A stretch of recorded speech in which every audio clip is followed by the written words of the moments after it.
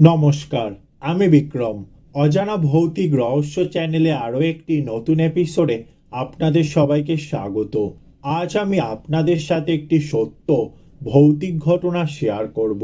ঘটনাটা আমার এক দুঃসম্পর্কের আত্মীয়র কাছ থেকে শোনা।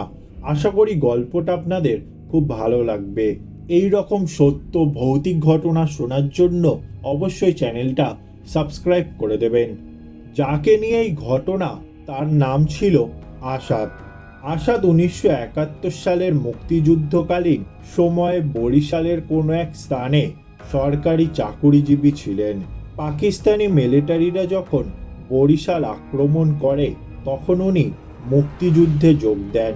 বরিশালের বাবুগঞ্জ নামক জায়গায় একটি ক্যাম্পে তিনি প্রশিক্ষণ নেন। ওই সময়ে এক রাতে তিনি প্রাকৃতিক একটি কাজে ক্যাম্পের পাশে জঙ্গলে যান আর ভুলবশত একটি পুরনো কবরের উপর বসে পড়েন। তখন তিনি তার পাশে কিছু শব্দ শুনতে পান। তখন চাঁদের আলো ছিল। ওই আলোতে তিনি দেখেন পুরনো একটি গাছ থেকে একটি মহিলা উল্টা হয়ে নিচের দিকে হেঁটে হেঁটে নামছেন। মহিলাটির চোখ বলতে কিছুই ছিল না। মহিলাটি দেখতে দেখতে তার খুব কাছে চলে আসে। তিনি কি করবেন কিছুই বুঝে উঠতে পারছিলেন না। এমনকি দৌড় দেওয়ার মতো শক্তিও সেই সময় হারিয়ে ফেলেছিলেন। তখন তিনি দেখেন মহিলাটির মাথা ফাটা, আর ফাটা জায়গা থেকে ঝরঝরিয়ে রক্ত বের হচ্ছে। কিছু রক্ত কাপড়ে লেগে আছে আর চুলগুলো এলোমেলো। মহিলাটি ওনাকে ধরার জন্য হাত বাড়ালে তিনি দৌড় দেন। কিছু সময় পর তিনি পিছে তাকিয়ে দেখেন যে কয়েকটি অনেক বড় আকারের শূকর তার দিকে দৌড়ে আসছে। এটা দেখে তিনি আরো জোরে ভয়ে দৌড় দেন এবং একটা গাছের সাথে বাড়ি খেয়ে সেখানে অজ্ঞান হয়ে পড়ে যান। এইদিকে ক্যাম্পে ফিরছে না দেখে তার সঙ্গীরা তাকে খুঁজতে বের হয় এবং জঙ্গলের পাশে তাকে খুঁজে পায়। তার শরীরে কোনো কাপড় চোপড় ছিল না এবং বিভিন্ন স্থানে লাল লাল দাগ দেখা যায়। তার অবস্থা বেশি ভালো ছিল না। তার কিছুদিন পর তাকে গ্রামে পাঠিয়ে দেওয়া হয়। তখন যুদ্ধ শেষ হয়ে গিয়েছিল। তার গায়ে লাল দাগগুলো কিছুটা বড় হয়ে কালো হয়ে যায়, সাথে প্রচুর ব্যথাও শুরু হয়। বহু ডাক্তার দেখিয়েও কোনো লাভ হয়নি তার।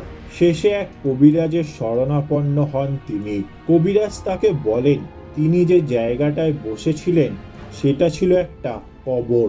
পরে খোঁজ নিয়ে জানতে পারেন যে কবরের উপর তিনি বসেছিলেন ওটা ছিল একটা মহিলার কবর, যে মানুষের উপর কালা জাদু করত।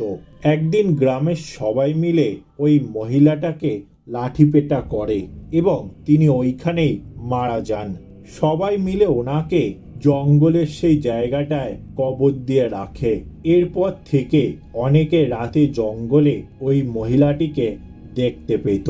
যাদের ভাগ্য ভালো ছিল তারা প্রত্যেকেই বেঁচে ফিরেছে, আর যারা তার খপ্পরে পড়েছে তারা প্রত্যেকেই মারা গেছে। আর যারা বেঁচে ফিরত তাদের শরীরে লাল দাগ দেখা দিত, যা কিছুদিন পর কালো হয়ে পচা শুরু করত আর অবশেষে মারা যেত। কিছুদিন পর উক্ত আসাদেরও শরীরে পচা শুরু হয় এবং সেও একদিন মারা যায়। এই ছিল আজকের সত্য ভৌতিক ঘটনা। গল্পটা ভালো লেগে থাকলে লাইক, শেয়ার ও কমেন্ট করে দেবেন।